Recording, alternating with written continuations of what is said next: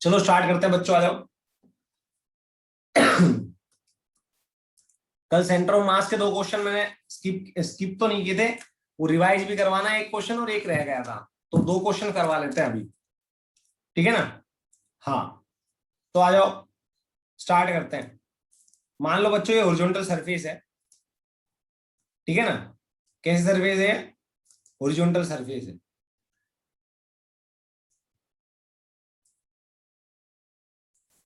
समझ में आया?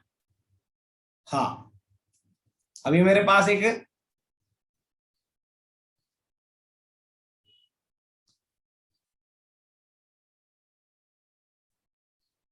वेज है, ट्रायंगुलर वेज, ठीक है ना। उस पे ये एक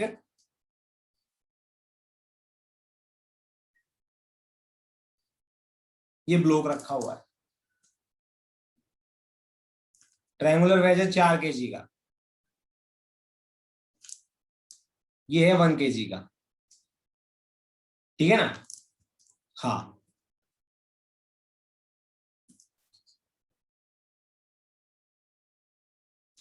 फिर ये हमारे पास आ गया 4 मीटर का वेज है, जो बॉटम के साथ, इसका जो बॉटम है ना ग्राउंड के साथ टच है, वो 4 मीटर का है, ठीक है ना। Coefficient of friction between surface and the wedge is 0, मतलब फ्रिक्शन लेस है। अब आपसे पूछा जाएगा find the distance travelled by wedge when block reaches from top to bottom of the wedge. ये 37 डिग्री का एंगल। क्वेश्चन क्या है? Find the distance travelled bye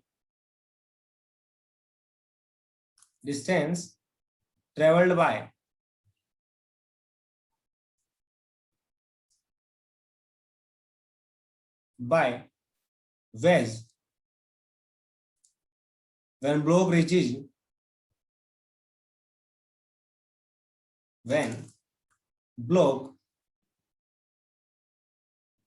reaches from top to bottommost point of the wedge, from top to bottommost point.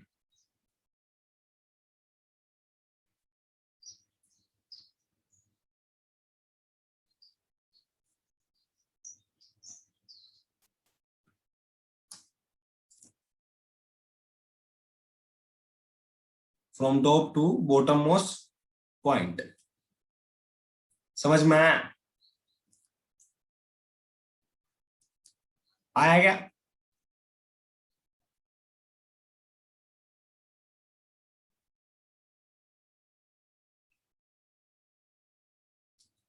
हाँ तो देखो बच्चों, इसकी second position जो होगी, मान लो ब्लॉक सरक गया x, ये आगे आएगा तो ये थोड़ा पीछे जाएगी।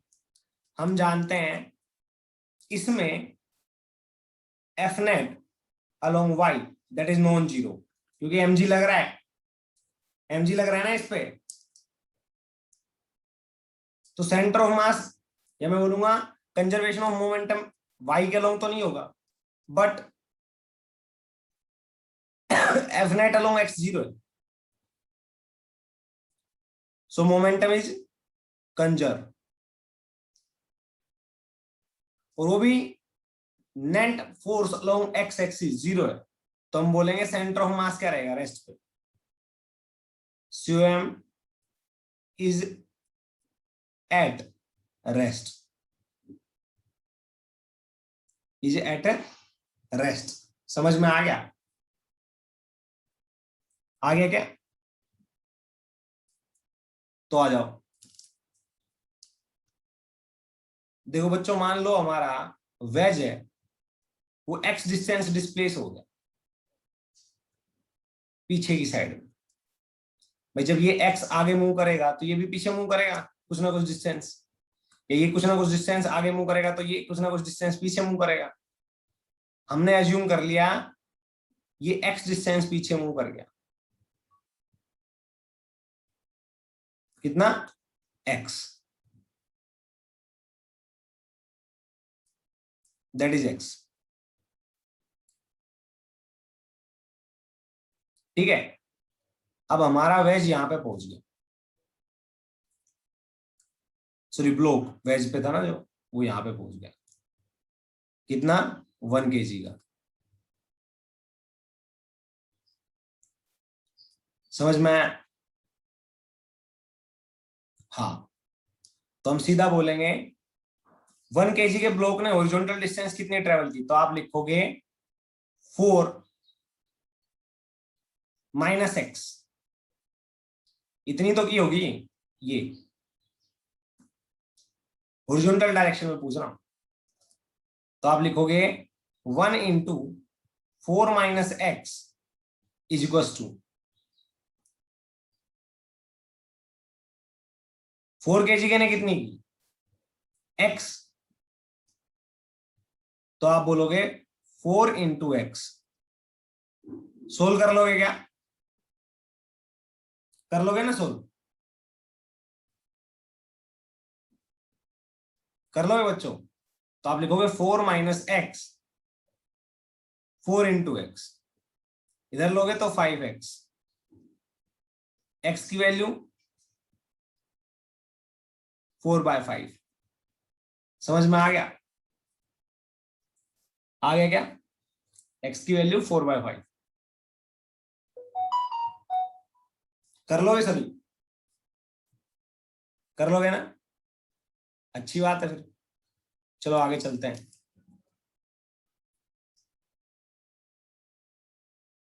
आ जाओ, बढ़िया बात है फिर तो मान से। बच्चों अब दूसरा क्वेश्चन देखो, एक ही हमारे पास रोड है, ठीक है ना, हाँ, इसका ये एंड है वो कनेक्टेड है ऐसे, और ये दूसरा एंड है वो भी।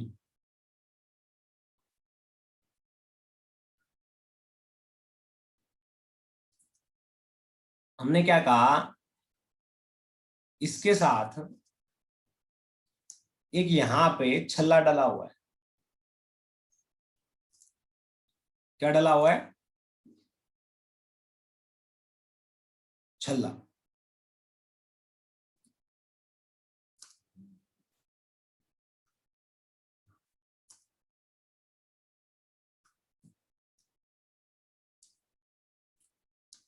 हाँ, मान लो ये छल्ला डला हुआ, ठीक है ना, ये छल्ला एक वायर से कनेक्ट है या धागे से कनेक्ट है, इतना समझो।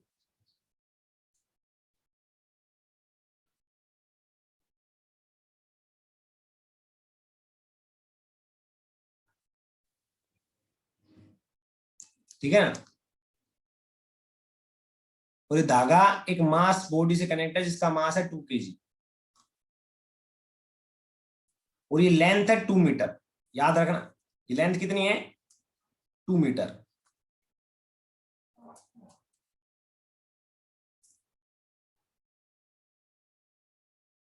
यहां से यहां तक 2 मीटर, समझ में आया? अब कुछ टाइम के बाद जैसे आप इसको यहां से रिलीज करोगे, क्या करोगे, रिलीज करोगे, है ना, तो आप ध्यान से देखो, इसके ऊपर नीचे की डायरेक्शन में तो फोर्स लगेगा, दैट इज नॉन जीरो, पर जो एक्स डायरेक्शन में नेट फोर्स आएगा वो जीरो आएगा ना, हाँ कि ना। तो एक्स डायरेक्शन में motion of centre of mass क्या आएगा, अलोंग एक्स, जीरो, या मैं बोलूंगा motion of centre mass along x is at rest. समझ में आ गया, अच्छी बात है। हाँ, अब मैंने क्या किया,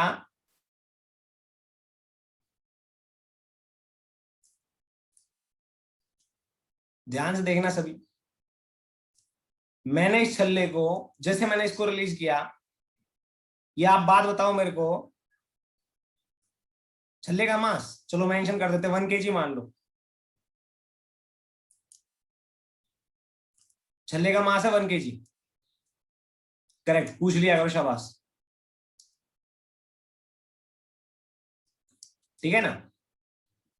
हाँ, अब जैसे आप इसको रिलीज करोगे तो 2 kg का मास है वो लेफ्ट साइड मूव करेगा। अरे 2 kg का मास है वो ऐसे आएगा ना, क्या उसका नेट मोशन लेफ्ट साइड जा रहा है? जा रहा है या नहीं जा रहा? तो पक्का छल्ला राइट साइड आएगा। छल्ला क्या आएगा? राइट साइड आएगा।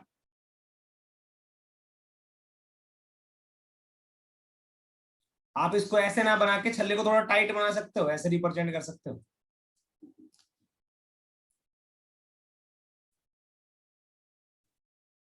ठीक है ना?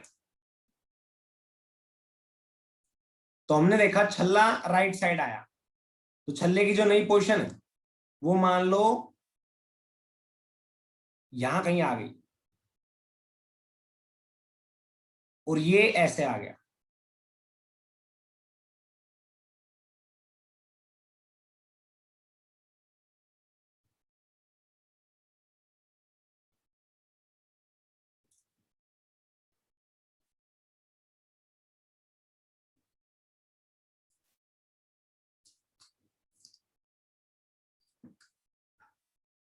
ठीक है ना?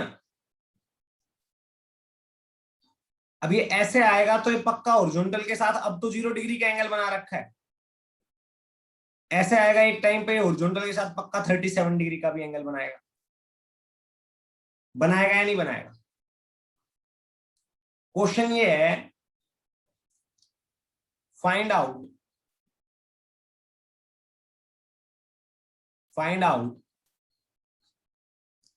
The distance travelled by the Beed. ये बीड बोल दिया इसका नाम, ठीक है।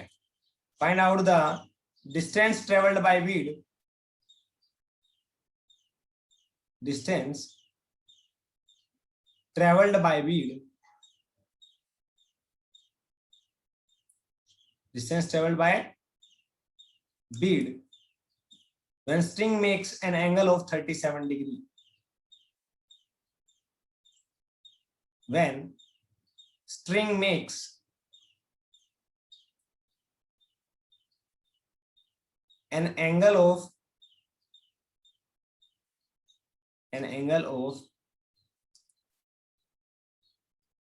37 degree with horizontal,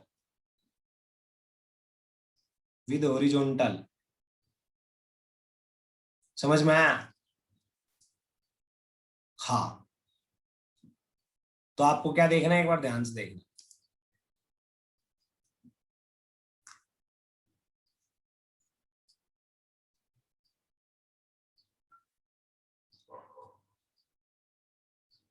आप खुद सोचो, हम मान लेते हैं कि जो स्ट्रिंग है, जो बीड है, वो एक्स डिस्टेंस राइट साइड आता है। कितना?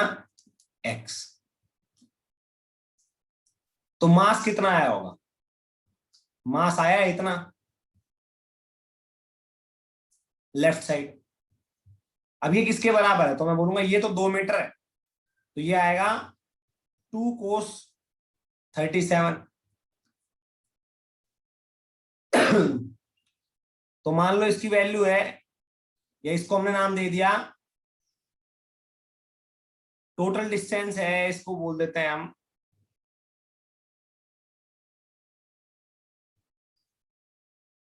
छोड़ो नाम, तो अब ए बी मान लो। ए बी कितना आएगा? तो आप बोलोगे a b is basically 2 minus x minus 2 cos 37। तो a b is to 2 minus x minus 2 cos 37। हाँ कि ना भाई? इतना ये मास मूव किया ना हॉरिजॉन्टली।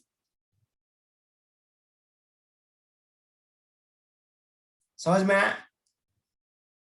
तो आप लिखोगे 1 इंटू छल्ले का मास x, सेकेंड 2 इंटू हॉरिजॉन्टल कितना डिस्प्लेसमेंट हुआ 2 minus x minus 2 cos 37 degree,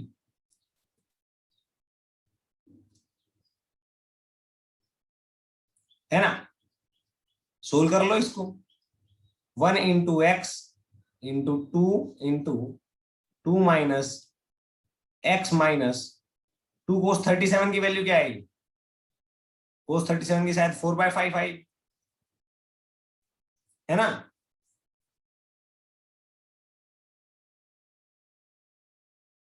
तो आप लिख दोगे 8/5, तो ये बचेगा 2/5। तो आप लिखोगे 2/5 minus x into 2 into x. Solve कर लोगे, अब एक्स की वैल्यू निकाल लोगे, निकाल लोगे क्या?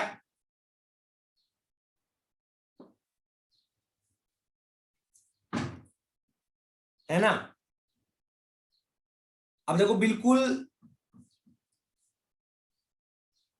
जो बच्चे बोलते हैं ना बिल्कुल डल हो, है ना, जिन्होंने कभी कुछ समझा ही नहीं, उनको यही क्वेश्चन 3 तरीके से करवाया जा सकता है। पहले तो ये बोलता मैं कि find out the distance travelled by bead when this 2 kg mass becomes horizontal after release, या sorry becomes vertical after release. जब ये वर्टिकल हो जाता बिल्कुल ऐसे, क्वेश्चन बन सकता था ना। अरे हाँ कि ना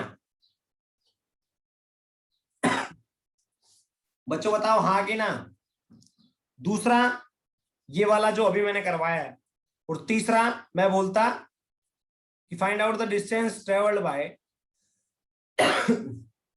this Beed when it is released from 37 degree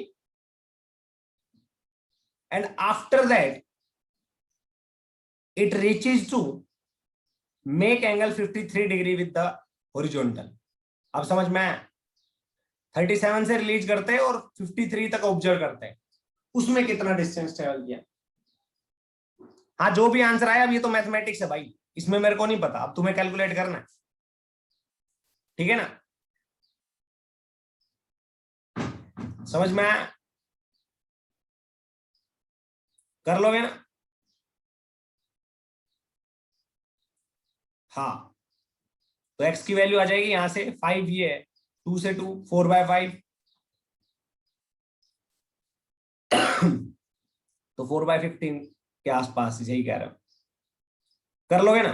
3 तरह के क्वेश्चन बन सकते थे इसमें। पहला format, find out the distance travel by this Beed when 2 kg mass becomes vertical after release. Second जो अभी करवाया है।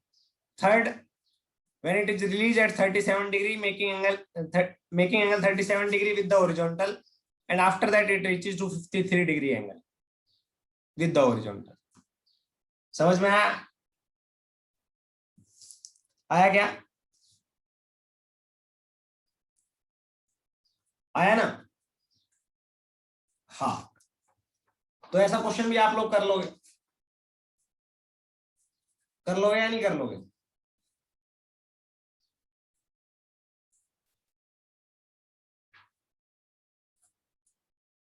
है ना बच्चों।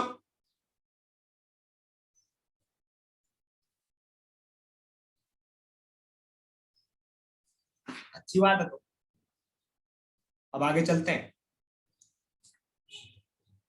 अब क्वेश्चंस के साथ डील करते हैं। लिख लो, लिख लो। Question based on law of conservation of linear momentum. ले लो, question based on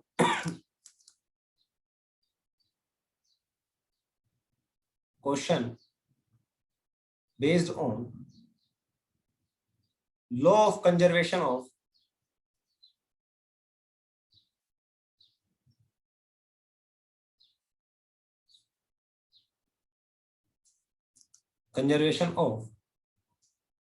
linear momentum.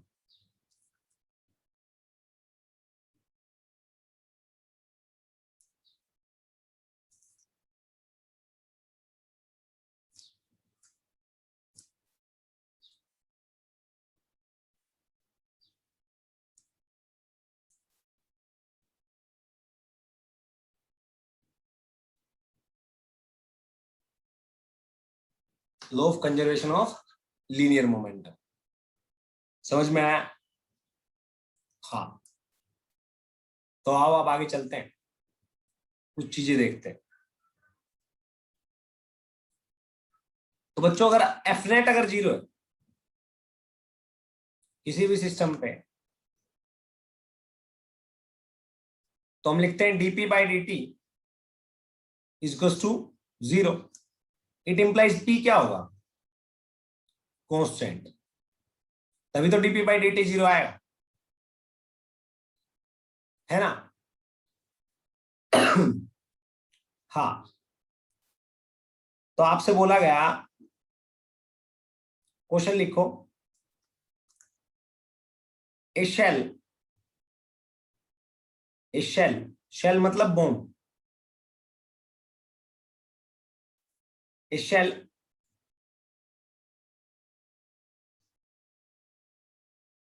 is placed at rest at the origin. A shell is placed at rest at the origin.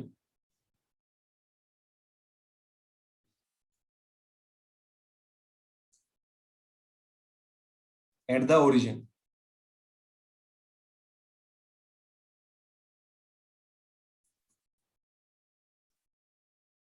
Is explored into 3 pieces.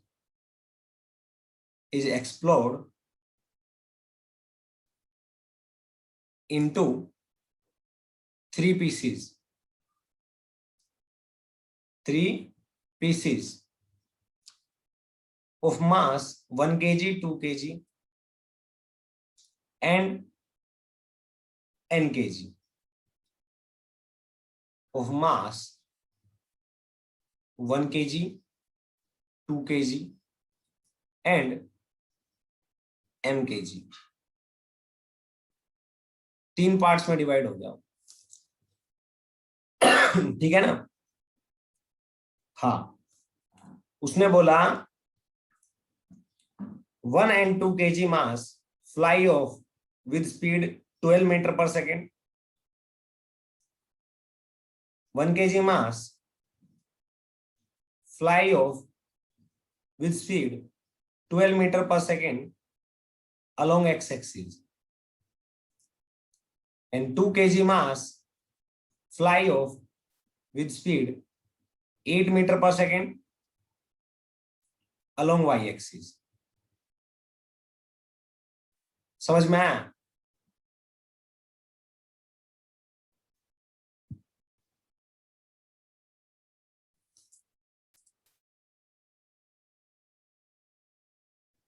ठीक है ना? हाँ, second, आगे चलें। If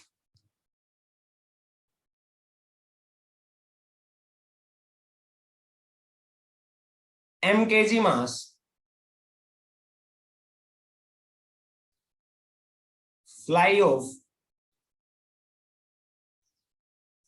with 40 meter per second,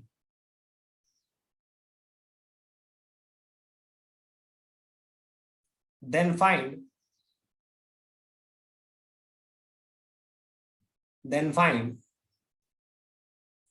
the total mass of the shell,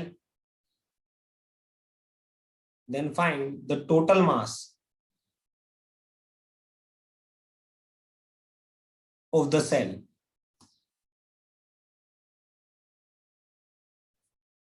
and theta made by m with x-axis, and theta made by m kg mass या path of m kg mass with x-axis। समझ में आया? आया नहीं आया?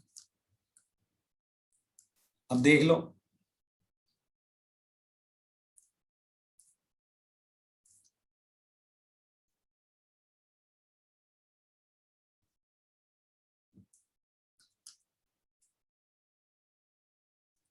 देखो ध्यान से, एक मास था कितना, 2 kg का, वो वाई एक्सिस के लोग मूव कर गया 2 kg का, कितने वाई एक्सिस के लोग, किस वेलोसिटी से, 8 मीटर पर सेकेंड से। ठीक है ना, पहले ओरिजिन पे रखा हुआ था ये बॉम्ब बड़ा सारा, एक टुकड़ा इधर गया, दूसरा 12 kg से हॉरिजॉन्टल डायरेक्शन में, सॉरी 12 kg ध्यान आ रहा है, दूसरा जो 1 kg का था वो 12 मीटर पर सेकेंड हॉरिजॉन्टल डायरेक्शन।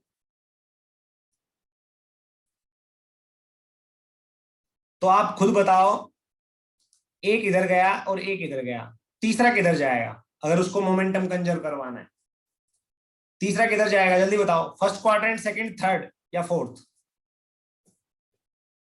जल्दी बताओ किधर जाएगा, थर्ड में जाएगा ना, अरे इधर जाएगा ना कहीं थीटा एंगल बना के,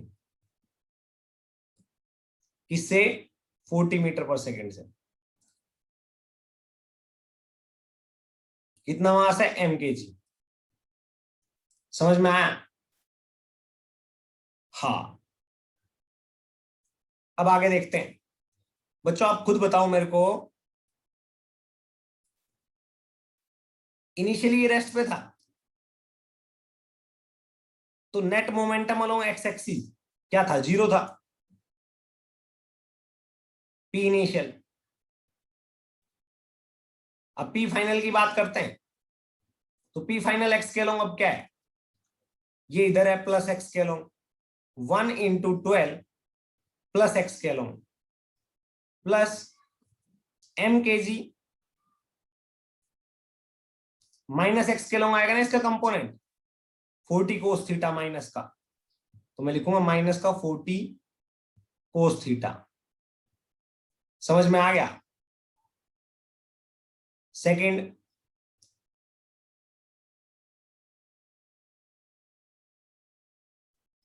conservation of momentum along y axis या y direction, that is p initial is equals to p final. तो वाई डायरेक्शन में देख लो, अब इनिशियली रेस्ट में था तो हम लिखेंगे 0, उसके बाद में वाई में कौन गया, 2 kg, वेलोसिटी कितनी, 8 मीटर पर सेकेंड,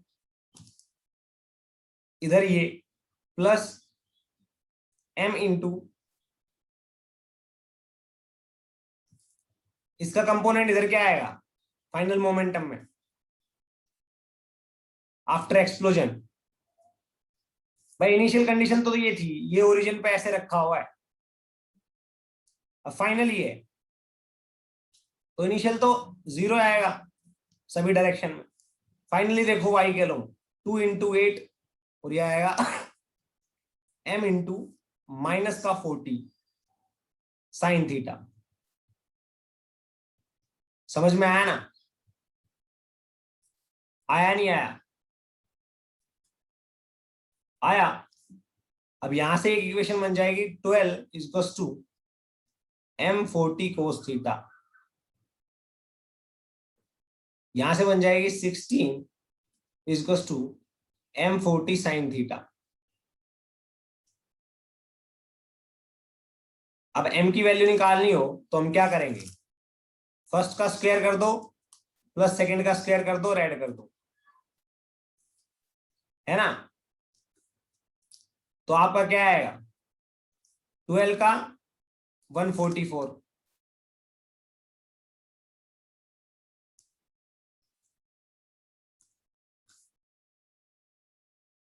आएगा ना।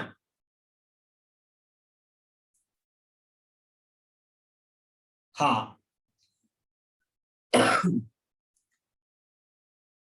और 16 का जल्दी बताओ, 16 का स्क्वायर क्या आएगा, अरे 16 का 256, यस। अब राइट साइड में देखो 40 into m cos theta, 40 into m sine theta, तो 40 40 1600।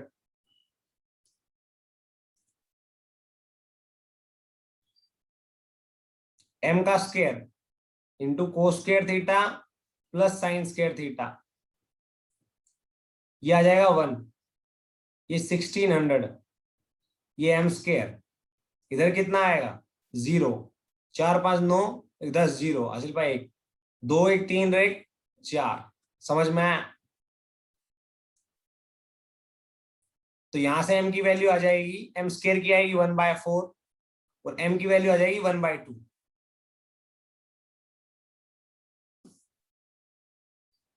समझ में आया? अब आपसे m नहीं पूछा, टोटल मास पूछा है शेल का।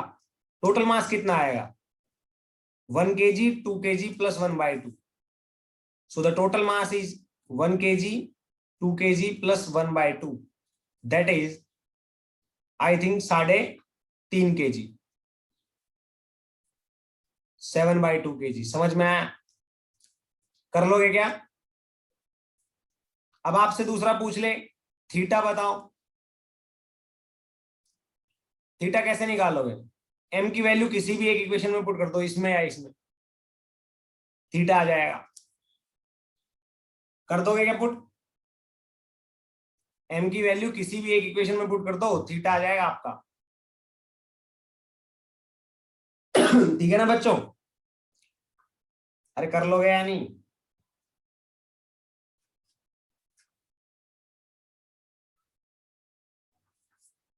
कर लोगे? Okay done.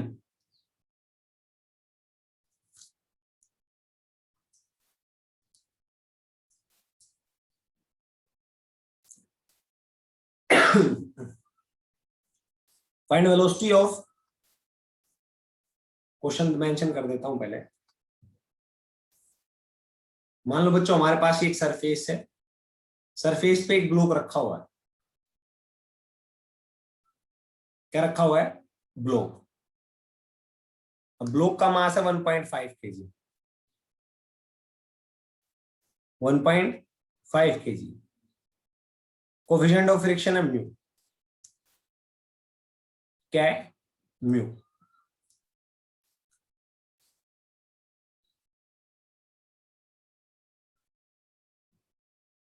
ठीक है ना? हाँ, मान लो हमारे पास ये बुलेट, ये क्या है? बुलेट। अच्छा बुलेट लग नहीं रही हो तो बुलेट बना देता हूं।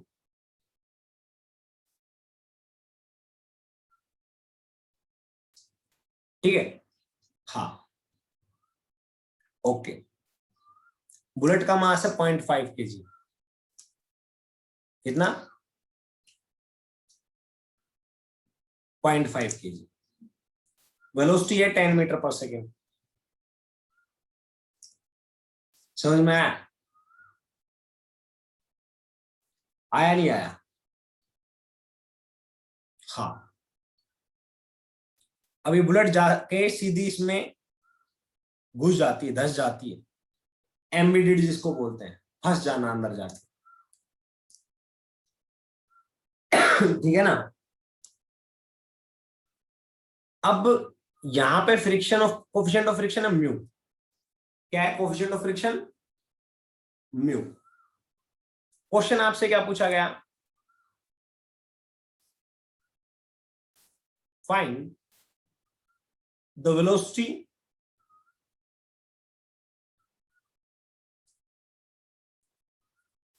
Of both after collision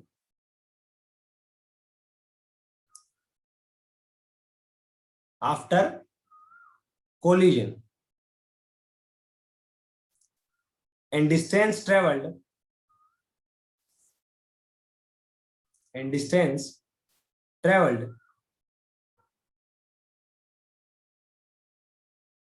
distance traveled after collision, after collision। समझ में आया? तो जस्ट आफ्टर कोलिजन दोनों की वेलोसिटी बताओ जब ये धस जाएंगे एक दूसरे में।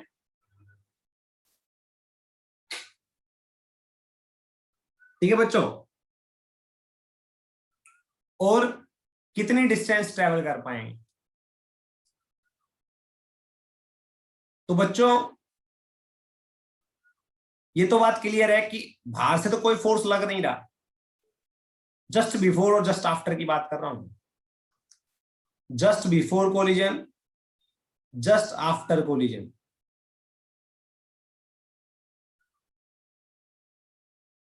तो कंजर्वेशन ऑफ मोमेंटम तो लागू होगा। जस्ट बिफोर मोमेंटम क्या है? P initial, just after P final. तो जस्ट बिफोर क्या था? 0.5 इंटू 10, और जस्ट आफ्टर ये और ये दोनों के दोनों क्या हो जाएंगे? एक मास बन जाएगा। तो 1.5 plus 0.5 that is 2 into velocity v। After collision, just after collision कुछ ऐसा दिखाई देगा हमें।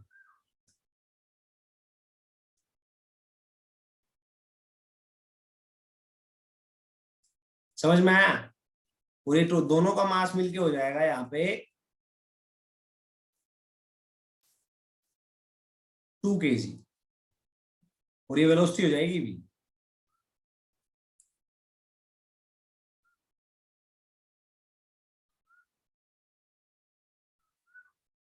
ठीक है ना? हाँ,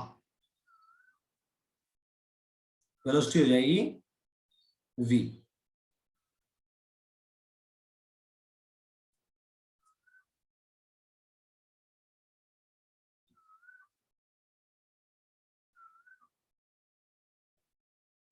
तो हमें v निकालना है। तो ये आ जाएगा हमारा 5/2 मीटर पर सेकेंड। समझ में आया? अब ये कितनी दूरी तक चलेंगे वो और कैलकुलेट करना है।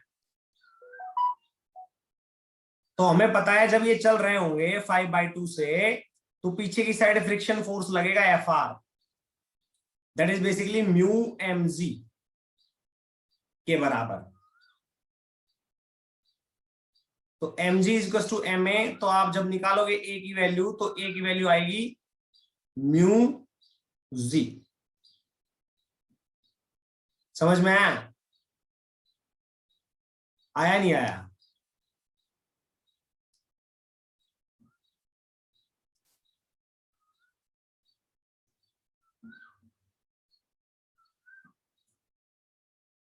ठीक है ना? ये पीछे की साइड आएगा, फ्रिक्शन लगेगा जो म्यू mg। तो पीछे की साइड जो डी एक्सेलरेशन आएगा वो आएगा म्यू g। समझ में आया? इधर वेलोसिटी है वो कितनी है?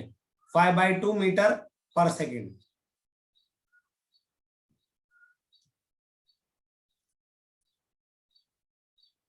समझ में आया? आया क्या? हाँ। तो कितनी डिस्टेंस चलेगा? तो हम बोलेंगे v² minus u² is to 2as। आपको पता है इसकी ये वेलोसिटी है, बट फ्रिक्शन तो पीछे लगेगा ना। फ्रिक्शन पीछे लगेगा तो कहां तक वेलोसिटी डिक्रीज होगी? एक जगह पे जाके क्या हो जाएगी? 0। तो फाइनल वेलोसिटी तो क्या हो जाएगी? 0।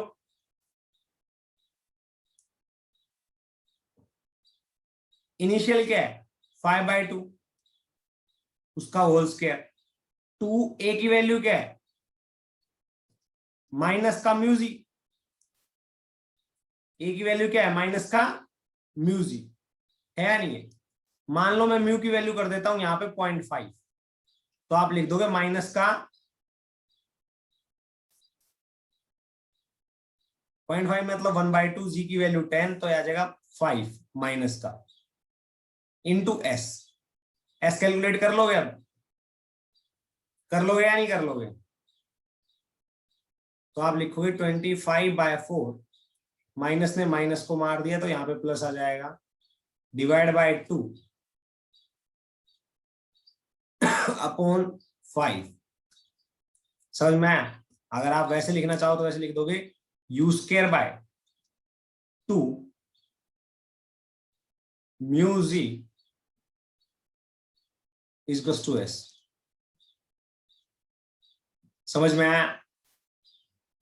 कैलकुलेट कर लोगे ना? आया नहीं आया बच्चों? आगे आ जाओ। अब नेक्स्ट क्वेश्चन क्या है वो देखते हैं।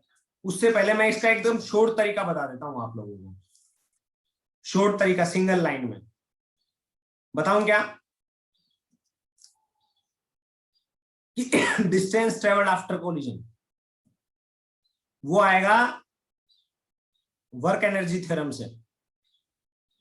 कैसे? Work done by all the forces equals to change in kinetic energy. समझ में आया? तो यहां पे केवल कौन सी फोर्स लगेगी आफ्टर कोलिजन? फ्रिक्शन। तो उसका आएगा minus mu m g into distance कितनी ट्रेवल की होगी, मान लो S, equals to kinetic energy final क्या होगी? वेलोसिटी जीरो, तो काइनेटिक एनर्जी फाइनल क्या आएगी? जीरो। इनिशियल काइनेटिक एनर्जी कितनी है? Half m. एम की वैल्यू कितनी आएगी? 2। ठीक है।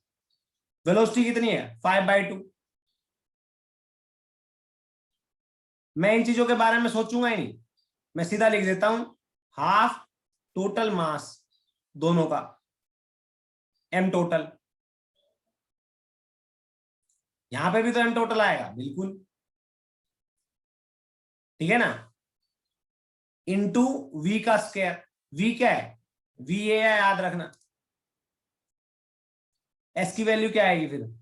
एस की वैल्यू आएगी m total into v square, या हम एम टोटल यहीं पे काट देते हैं तो सीधा लिख देंगे वी स्क्वायर बाय म्यू जी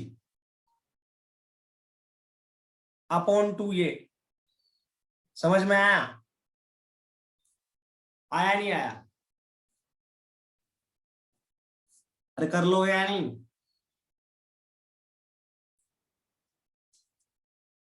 कर लोगे ना?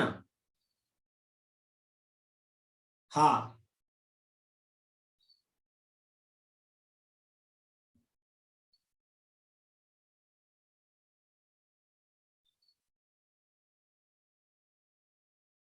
ठीक है। तो एक लाइन में देखो, ये एक लाइन में सॉल्यूशन आ गया आपका पूरा। पूरा एक लाइन का सॉल्यूशन ना? हाँ। तो आप ऐसे भी कर सकते हो। ठीक है। ओके, आगे चलें।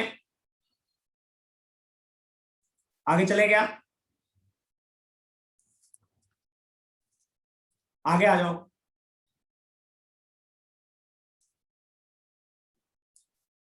नेक्स्ट क्वेश्चन में सेम क्वेश्चन मान लो, बेस डेल्टा थोड़ा यूं करके एम करके दे दिया और कुछ नहीं। मान लो बच्चों ये एम मास का ब्लॉक है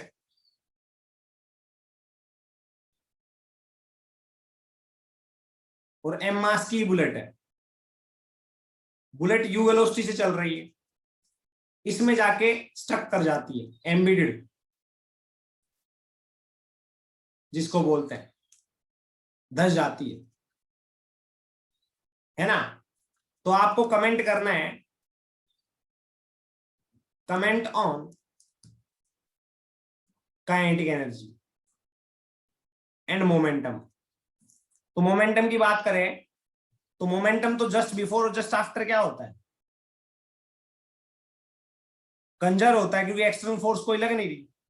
और अब की बार तो बच्चों ये मान के चलो कि फ्रिक्शन चाहे हो चाहे ना हो, बट मोमेंटम तो क्या रहेगा? कंजर रहेगा जस्ट बिफोर जस्ट आफ्टर। चलेगा उसके बाद में फ्रिक्शन लगता है ना, उससे पहले थोड़ी लगेगा। हाँ, तो चाहे म्यू इक्वल्स टू 0 हो चाहे नॉन जीरो हो, कोई फर्क नहीं पड़ेगा। किस पे? मोमेंटम पे। ठीक है ना? मोमेंटम तो कंजर्वेशन में वही फॉर्मूला लगेगा, पर हमने अब की बार क्या मान लिया? Mu equals to 0। तो आप पी कंजर्वेशन लगाओगे तो आप लिखोगे इनिशियल मोमेंटम क्या है? Small m into u plus इसका small m into 0। Final momentum दोनों एक दूसरे में धस गए। अब बुलेट जाके इसमें धस गई ना, तो mm इंटू वी, तो v की वैल्यू क्या आएगी, ये आएगी mu अपॉन 2m। समझ में आया? तो v इजकस to u by 2, u by 2।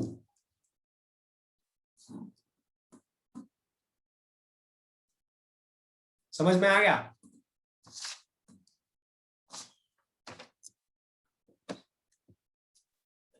आ गया ना?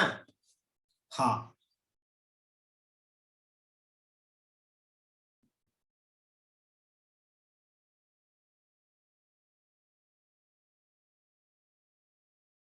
हाँ।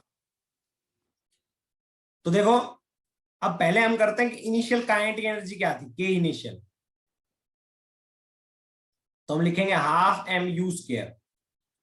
फाइनल काइनेटिक एनर्जी क्या होगी, हाफ टोटल मास कितना है 2m, वेलोसिटी कितनी है u बाय 2, इसका स्क्वायर करके देखें। इससे कट गया, बचा क्या, m into you square by 4। आप मेरे को बताओ क्या ये k इनिशियल बाय 2 के बराबर है? क्या ये k इनिशियल बाय 2 के बराबर है? तो आप देखो, मोमेंटम तो कंजर्व है, मोमेंटम तो कंजर्व है, पर क्या ये जरूरी है कि काइनेटिक एनर्जी भी कंजर्व रहेगी? क्या ये जरूरी है क्या काइनेटिक एनर्जी भी कंजर्व रहेगी? नहीं ना, नहीं। ये बात ध्यान रखना, momentum is conserve does not mean kinetic energy is also conserve. If the momentum is conserve, लिख लो, इस कहानी से हमें क्या शिक्षा मिलती है, if p is conserve, p is conserve does not mean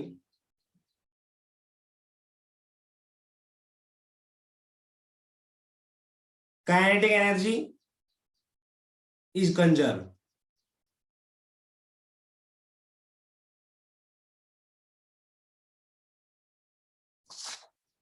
समझ में आया?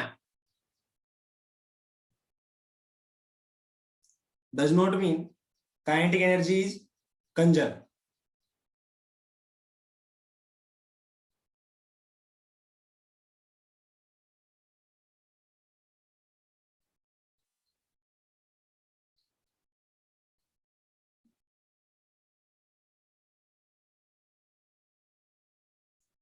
समझ में आया?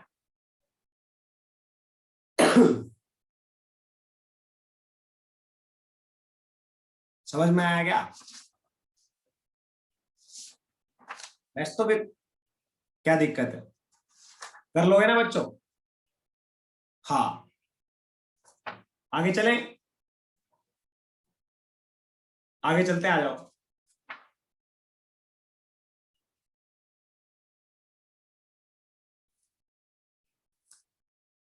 देखो बच्चों, मान लो हमारे पास स्प्रिंग ब्लॉक सिस्टम है।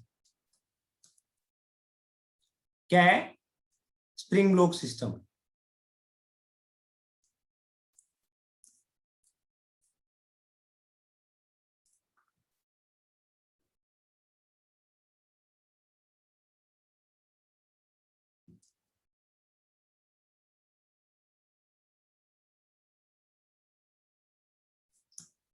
स्प्रिंग ब्लॉक सिस्टम है ना? हाँ,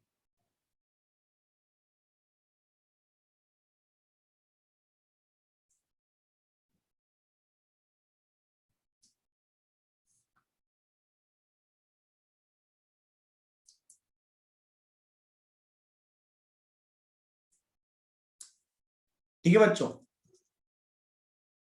इसका मास है 1.5 kg भाई। कितना? 1.5 kg। इसके k की वैल्यू है 10 न्यूटन पर मीटर। सेम क्वेश्चन में थोड़ा सा चेंज किया है, मॉडिफाई किया है। ये बुलेट आ रही है 0.5 kg की, और वेलोसिटी इसकी है 10 मीटर पर सेकेंड भाई। समझ में आया? आपसे क्वेश्चन पूछा गया है, find maximum compression, maximum compression in the spring, in the spring when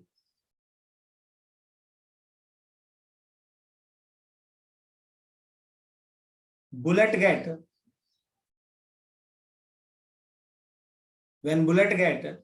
embedded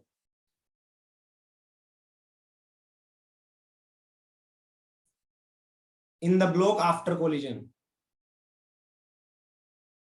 in the block after collision.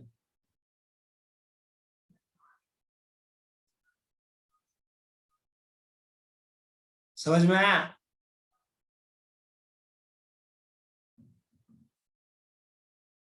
आया नहीं आया?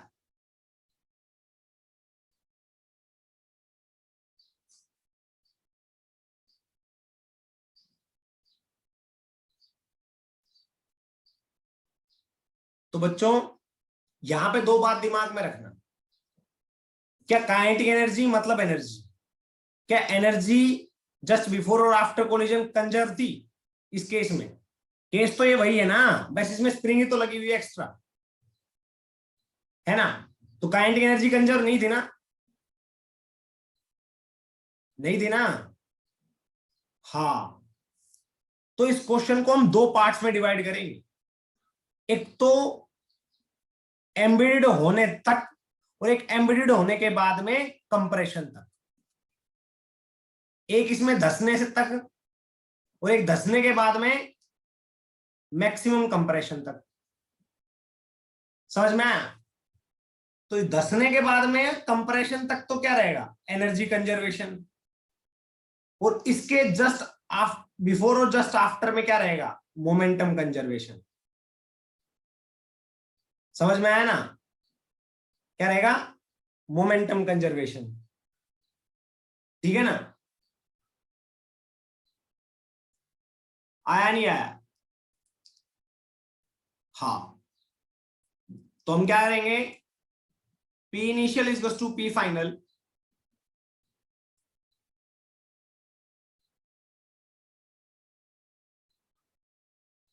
P initial is equals to P final, just before and after collision. P initial क्या आएगा? 0.5 into 10 is equals to, अरे before collision क्या है? Momentum 0.5 into 10, after collision दोबारा से रिपीट कर रहा हूं नीचे वाला डायग्राम।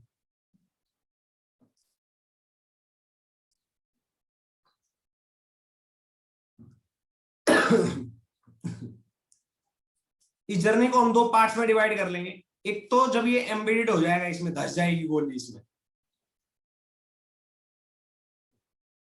तो इससे पहले और इसके बाद का क्या रहेगा? Momentum conserve. समझ में आया ना? और इसके बाद से लेके मैक्सिमम कंप्रेशन तक, मैक्सिमम कंप्रेशन तक यहां से यहां रहेगा एनर्जी कंजर्व। क्योंकि इससे पहले और इसके बाद का तो एनर्जी कंजर्व रहता नहीं, हमें पता है काइनेटिक एनर्जी बिफोर और आफ्टर अलग अलग होती है। हाँ कि ना? अरे होती है या नहीं होती है? इससे पहले वाले क्वेश्चन में यही तो कैलकुलेट किया था कि बिफोर और आफ्टर एनर्जी कंजर्व नहीं होती।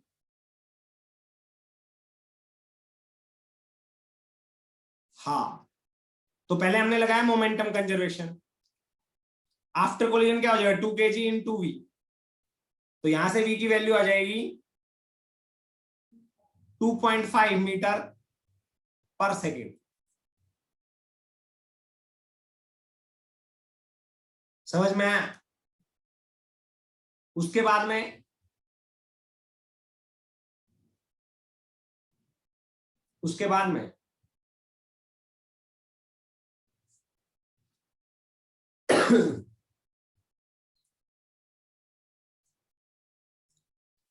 एनर्जी कंजर्वेशन लगाओ, तो आप क्या लिखोगे? K initial U initial is equal to K final U final, ठीक है ना।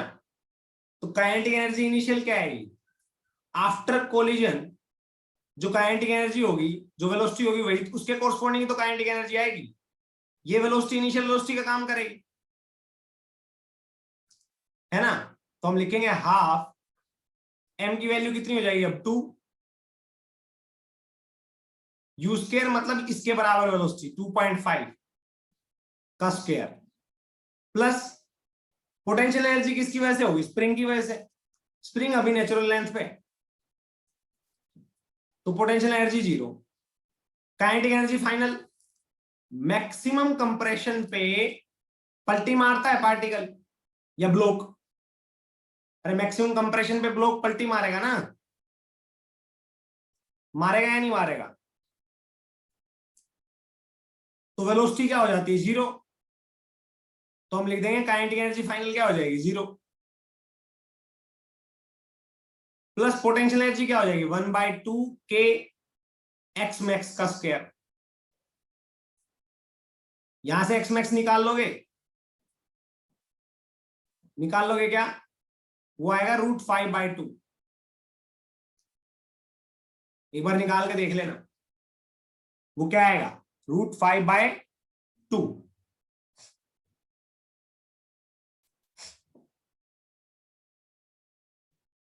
√5/2 समझ में आया, क्या।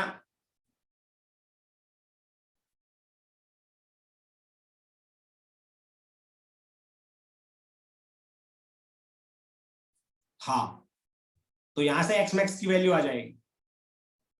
तो इस जर्नी को कंप्लीट में एनर्जी कंजर्वेशन मत लगाना, याद रखना, कभी कंप्लीट में लगा दो कि इनिशियल काइनेटिक एनर्जी इसकी है, फाइनली कंप्रेशन से कंप्लीट कर दिया, नहीं नहीं नहीं, क्योंकि पूरी जर्नी में एनर्जी कंजर्व नहीं होता, केवल और केवल एम्बेडेड होने से लेके कंप्रेशन तक एनर्जी कंजर्वेशन होता है, ठीक है। हाँ, मोमेंटम कंजर्वेशन जरूर होता है, पर एनर्जी कंजर्वेशन क्या होता है, यहां से यहां तक की जर्नी में। कर लोगे ना बच्चों, अब आगे चले, आ जाओ, तो क्या दिक्कत है, एक और क्वेश्चन लगा लेते हैं।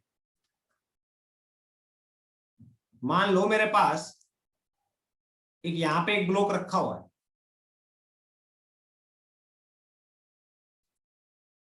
या बॉल मैं बोल दूंगा, बॉब, पेंडुलम है और ये बॉब है, बॉब का मास है 2 kg, ठीक है, समझ में आया। और एक गन आएगी, उससे बुलेट निकल के आ रही होगी, बुलेट का मास कितना है 1 kg,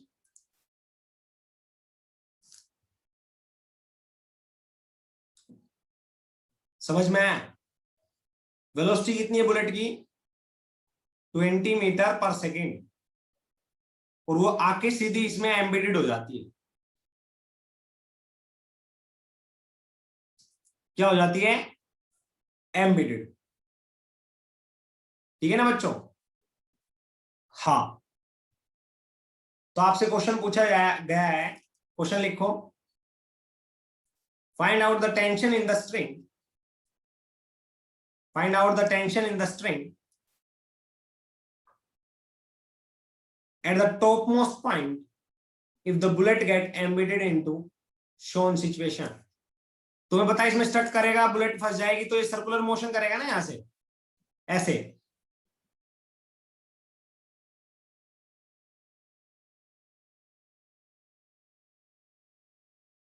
समझ में आया या। तो आपको लिखना है tension eight top most point, यहां पे टेंशन क्या आएगी जब सिचुएशन कुछ ऐसी होगी,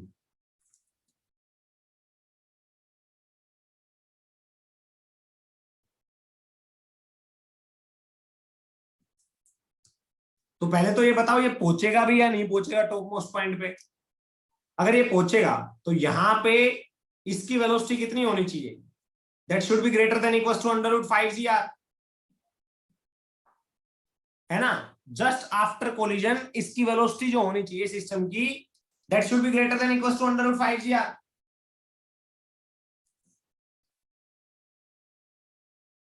है ना? क्वेश्चन की लाइन लिख लेना, फिर से बोल रहा हूं मैं। Find out the tension in the string at the top most point if the bullet get embedded into the shown situation. इस सिचुएशन में बुलेट इसमें धस जाती है, तो हम निकालते हैं पी इनिशियल पी फाइनल वाला फॉर्मूला लगा के। पी इनिशियल क्या आएगा? 1 × 20। पी फाइनल क्या आएगा? 1 × 2 3 इंटू वी, तो वी की वैल्यू आएगी 20/3। समझ में आ गया? अरे आ गया या नहीं आ गया? आ गया ना? हाँ, तो ये 20/3 लगभग लगभग कितना हो गया?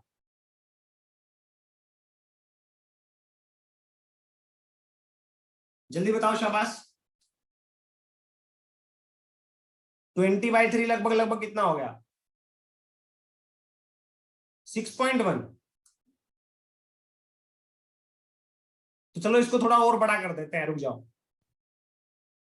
रुक जाओ रुक जाओ रुक जाओ, डेटा और ले लेते हैं। 20 ना करके इसको 40 कर लो।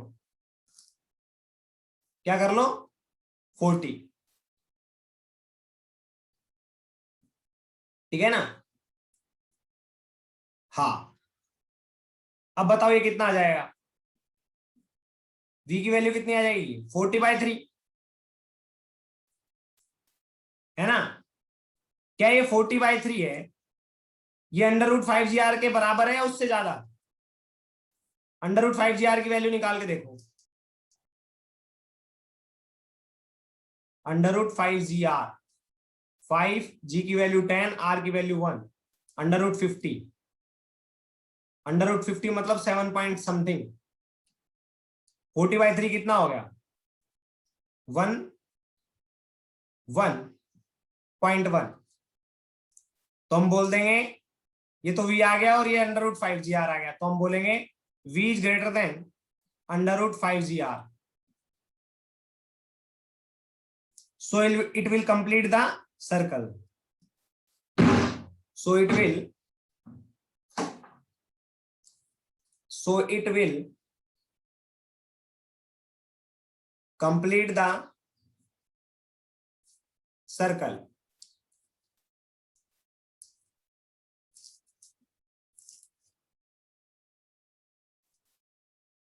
समझ में आया क्या? हाँ, अब ध्यान से देखना। टॉप मोस्ट पॉइंट पे आपको दो चीजें लगानी है। एक तो एनएलएम, तो नीचे क्या लग रहा है? mg total, mass total into g, tension. ऊपर क्या लगेगा? mv²/r। तो आप लिखोगे T plus mass total into g equals to mass total into v²/r। समझ में आया? Second, kinetic energy initial, energy conservation भी लगा लो। Kinetic energy initial, potential energy initial, kinetic energy final, potential energy final. समझ में आया? आया नहीं आया? हाँ, तो आप यहां पे देखो ध्यान से, काइनेटिक एनर्जी इनिशियल क्या होगी? देखो ध्यान से, 1/2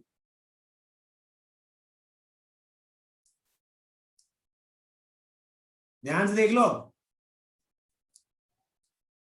वेलोसिटी कितनी है? 40/3, तो 1/2 इंटू मास कितना हो जाएगा? अब 2 + 1 3 इंटू वेलोसिटी 40/3 का स्क्वायर प्लस पोटेंशियल एनर्जी कितनी है? रेफरेंस पॉइंट मान लो ये, तो यहां पे हो जाएगी gravitational potential energy 0। Kinetic energy final कितनी हो जाएगी?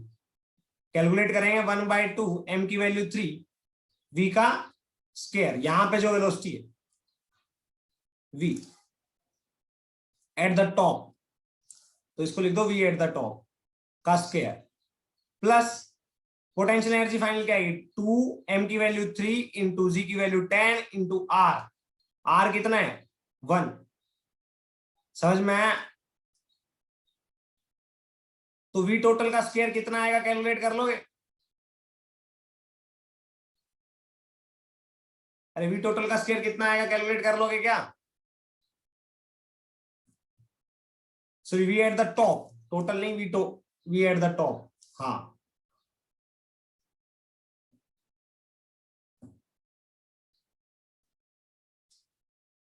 पुट कर दोगे उसमें? कर दोगे ना? मास टोटल भी पुट कर दोगे, जी भी पुट कर दोगे? अरे we final 3 into 10 into 2r आएगा। अरे वही मैं कर रहा हूं, तुम वी फाइनल की बात क्या कह रहे हो जल्दी बताओ। हाँ तो बच्चों ये वी टॉप यहां पे पुट कर दोगे तो टी की वैल्यू निकाल लोगे, टेंशन एट द टॉप निकाल लोगे ना? ये एडवांस का क्वेश्चन है, ये एडवांस का क्वेश्चन है, याद रखना। नीट वाले बच्चे इसको ना पढ़े, ठीक है? कर लोगे ना? हाँ ओके। नेक्स्ट मीटिंग ज्वाइन करें, कुछ इंपोर्टेंट पॉइंट्स लिखवाना है बस और कुछ नहीं।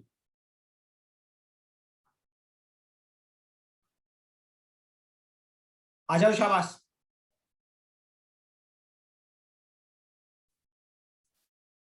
कोई इसमें कोई डाउट है तो बताओ, आ जाओ। तो बच्चों कुछ पॉइंट लिखो, लिखो important points.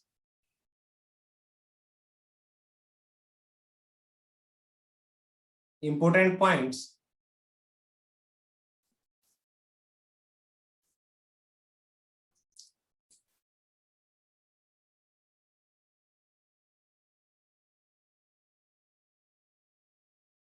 Important points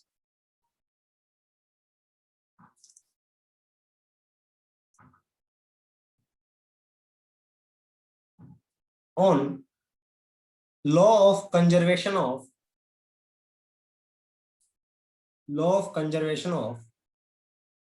linear momentum. Short में लिख लेना है अपने, अपनी नोटबुक में तुम बाद में लिखते रहना, law of conservation of linear momentum. First लिखो it is valid in all inertial frame.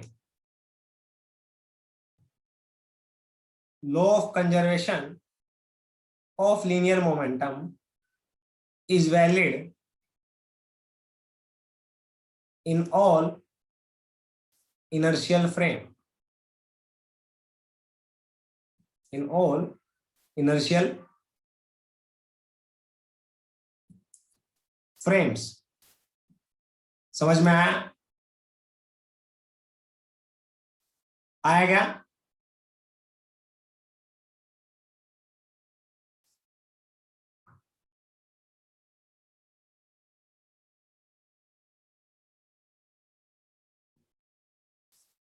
हाँ second,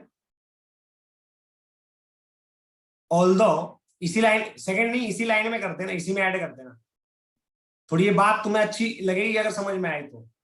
although the momentum of particle depends upon the reference frame, although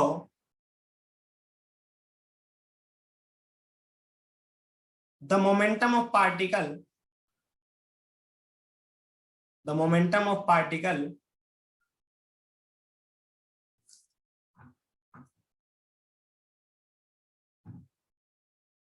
depends on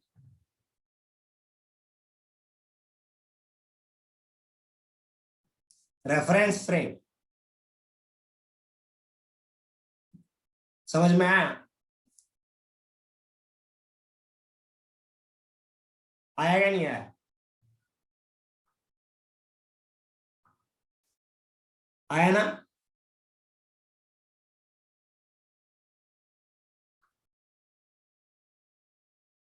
depends on reference frame.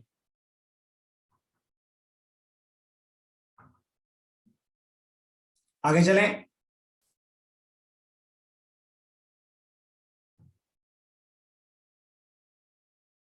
Second point, देखो ये बात क्या है कि conservation of momentum तो हर inertial frame में होगा वैलिड। वो अलग बात है कि मोमेंटम जो होता है किसी भी पार्टिकल का, वो रेफरेंस फ्रेम को चेंज करने पे चेंज होता रहता है। बट कंजर्व क्या रहेगा? हर फ्रेम में रहेगा, किसी भी फ्रेम से ऑब्जर्व कर रहे हो, ठीक है ना? हाँ, इंडिविजुअली मोमेंटम किसी भी पार्टिकल का चेंज हो जाता है फ्रेम ऑफ रेफरेंस चेंज करने से, बट जो कंजर्वेशन ऑफ मोमेंटम का जो लॉ है वो हर फ्रेम से वैलिड होगा। Second, it is fundamental law of nature. It is a fundamental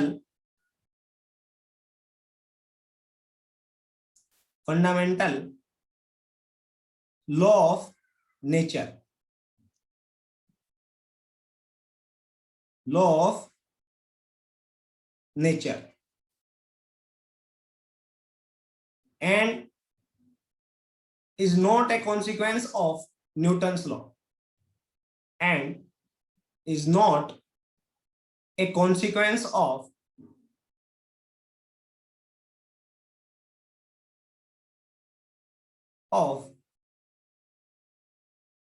Newton's law। देखो मैंने ये यहां से समझाया था ना, एक बार तुम्हें समझाया हो तो, कि d VCM by D t इजकस टू 0 होगा अगर एफ नेट इजकस टू 0 है।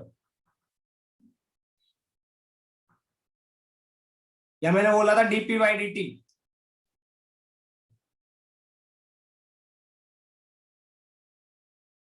ये चाहे भले ही से समझाया यहां से हो, बट इसका यहां से कोई लेना देना नहीं है। ये तो सेकंड डेरिवेशन है, समझ लो, सेकंड तरीके से ड्राइव करके मैंने थोड़ा बहुत बताया, ठीक है ना? बट ये फंडामेंटल लॉ है ये अपने आप में, ठीक है? ये किसी पर डिपेंड नहीं करता, ये खुद का लॉ है अपने आप में कि कंजर्वेशन ऑफ मोमेंटम होगा ही होगा, चाहे फर्स्ट लॉ हो चाहे ना हो, ठीक है? समझ में आया नहीं आया? हाँ, अब थर्ड पॉइंट लिखो। थर्ड पॉइंट लिखो, the reference frame in which the centre of mass is at rest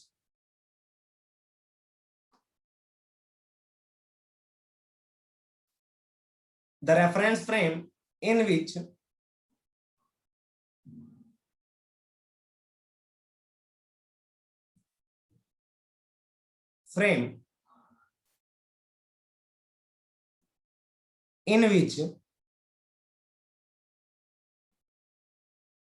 the center of mass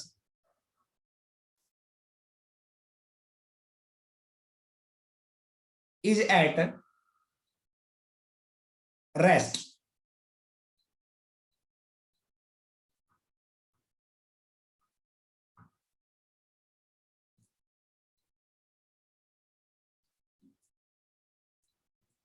is referred to as center of mass frame, is referred to as center of mass frame। जिस frame से आपको centre of mass rest पे नजर आएगा वो frame centre of mass frame कहलाएगा, याद रखना। क्या कहलाएगा? सेंटर ऑफ मास फ्रेम कहलाएगा।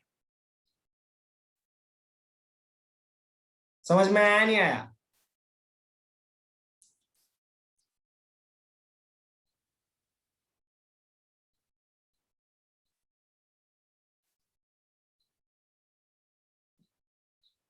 वो क्या कहलाएगा?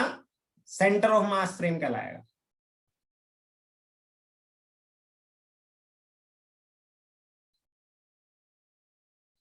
और अगर सेंटर ऑफ मास फ्रेम में आप बैठ जाओगे तो आप जब टोटल मोमेंटम कैलकुलेट करोगे सिस्टम का, then it will always comes out to be zero. तो लिखो the total momentum of the system is always zero. The total momentum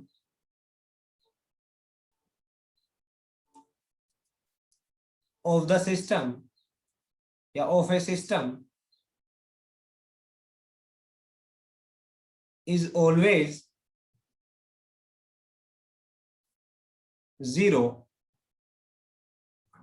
in center of mass frame, in center of mass frame। क्यों? क्योंकि आप सभी को पता है centre of mass से बाकी सभी पार्टिकल्स की दूरी हमेशा कांस्टेंट होती है, कभी चेंज नहीं होती। होती है क्या? किसी भी पार्टिकल की दूरी सेंटर ऑफ मास फ्रेम से कभी चेंज होती है क्या रिजिड बॉडी में? अरे सेंटर ऑफ मास से कभी चेंज होती है क्या किसी भी बॉडी की दूरी? किसी भी पार्टिकल की, मान लो बॉडी है, इसका सेंटर ऑफ मास ही है, तो इसके पार्टिकल की दूरी कभी भी चेंज होगी क्या? किसी भी पार्टिकल की दूरी सेंटर ऑफ मास से नहीं होगी ना। तो सेंटर ऑफ मास को ये सभी कैसे नजर आएंगे? रेस्ट पे। ये सभी पार्टिकल सेंटर ऑफ मास को कैसे नजर आएंगे? रेस्ट पे आएंगे ना। हाँ, तो मोमेंटम जो कैलकुलेट करोगे तो क्या आएगा? सभी का जीरो। समझ में आया नहीं आया भाई? चाहिए मूव कर रहे हो, पर सेंटर ऑफ मास के रेस्पेक्ट में तो इनकी दूरी उतनी है जितनी पहले थी, मतलब इनकी पोजीशन चेंज नहीं हो रही। मतलब चेंज नहीं हो रही तो ये रेस्ट पे है सेंटर ऑफ मास फ्रेम के रेस्पेक्ट में।